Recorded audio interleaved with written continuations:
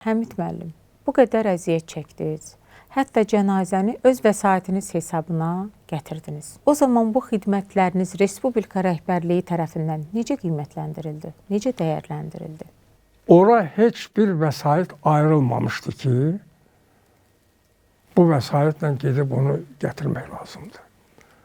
Bax, o getmək istəməyənlərin birinci və əsas məsələsi oldu ki, bu necə?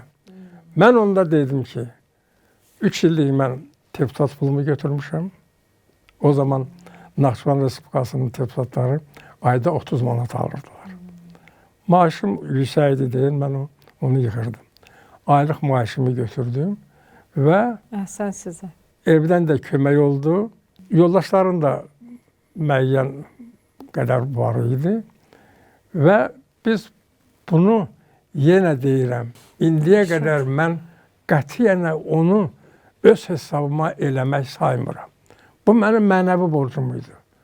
Bu mənə Heydər Əliyev tərəfindən göstərilən bütün o qayğı, diqqət, o yüksəlişlərin nəticəsindən və mənim Azərbaycan ədəbiyyatına, Azərbaycan insan sənəti xadimləri ilə salamım, sabahım, tanışlığım, görüşüm indiyə qədər mənə belə bir iş görməyə ruh verirdi. Ona görə də mən onu öz xərcimlə hesab eləmirəm.